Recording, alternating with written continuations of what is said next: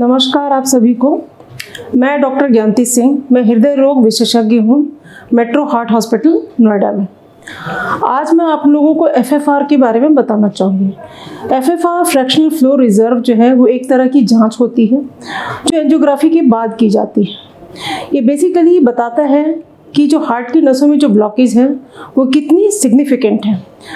Angiography में जिन लोगों की ब्लॉकेजेस बॉर्डर लाइन होती हैं, जो 50 से 70% के करीब होती हैं, उनमें ये डिसाइड करना ज़रूरी होता है कि इनकी एंजियोप्लास्टी की जाए या दवाइयों पे रखा जाए। इसके करने का जो तरीका है वो जैसे एंजियोग्राफी की जाती है बिल्कुल वैसे ही होता है।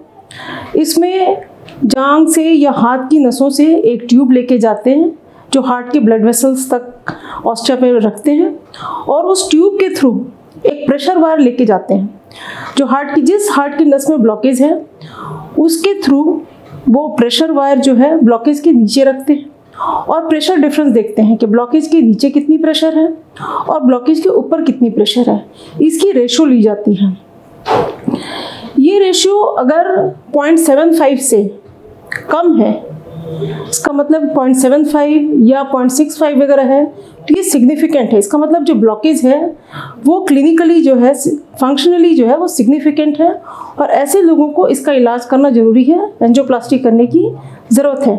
अगर ये प्रेशर जो है वो 0.08 या उससे ज़्यादा है, 0.9 है या 1 है, तो ये जो ब्लॉकेज है वो फंक्शनली सिग्निफिकेंट नहीं है और इन्हें एंजियोप्लास्टी की ज़रूरत नहीं है। इन्हें दवाइयों से ही कंट्रोल की जा सकती है। तो ये टेस्ट करने के इसके क्या बेनिफिट्स हैं? ऐसे बहुत सारे लोगों में देखा जाता है कि जब एंजियोग्राफी हुई और तीनों नसों में ब्लॉकेज है, एक में क्रिटिकल है 80% 90% है और बाकी दो नसों में 50 to 70% है, तो ये बाईपास सर्जरी से बच सकते हैं। जो क्रिटिकल ब्लॉकेज है उसकी एंजियोप्लास्टी हो जाएगी, बाकी दो नसें जो है दवाइयों पे छोड़ देते हैं। या कुछ पेशेंट जिनमें एक ही नस में ब्लॉकेज है और उन्हें चलने पे तकलीफ हो रही है, सिम्टम्स होती है, एंजाइना होती है, पर जब एंजियोग्राफी की गई तो देखा गया कि ब्लॉकेज जो है बहुत क्रिटिकल नहीं है, उनमें भी एडवाइस किया जाता है।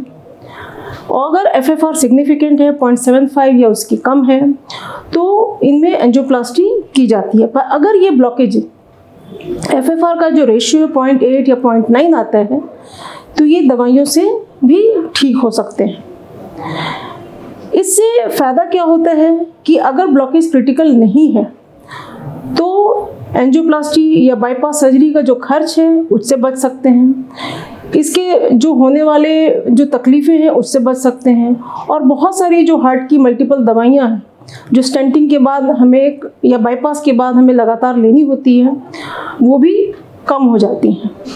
इससे आपकी पैसे की बचत है, सेहत की बचत है। तो ये जांच जो है बहुत यूज़फुल है और हमारे मेट्रो हार्ट नोएडा में ये जांच की जाती है। तो जो भी लोग जिन्हें हार्ट की तकलीफ़ है, चलने पे सांस फूलता है या भारीपन होता है, अगर वो जांच के लिए जाते हैं, एंजियोग्राफी के लिए जाते हैं, और ये जब भी लगता है कि जो विजिबली ये जो ब्लॉकेज है वो सिग्निफिकेंट नहीं है, ये कराने से ये पता चल सकता है कि हमें आगे एंजियोप्लास्टी करानी है या बाईपास सर्जरी करानी है या दवा पे रहना है। तो इसमें ये काफ़ी मदद करता है। तो ये जांच जो है हार्ट की नसों का जो फंक्शनल क्रिटिकलिटी है उसको बताता है। ये कराने से लोगों को फ़ायदा ही होता है। जो भी हार्ट के मरीज़ हैं या जिन्हें भी इस तरह की दिक्कत आ रही है वो अपना समय पे जांच कराएं। अगर इस तरह की जांच का एडवाइस दिया जाता है तो ये जांच कराएं। ये उनके आगे की ट्रीटमेंट में मदद करती है। इसका अपने स्वास्थ्य का ख्याल रखें। जो भी आप दवाइयाँ ले रहे हैं उसको समय पे लें और स्वस्थ रहें। धन्यवाद।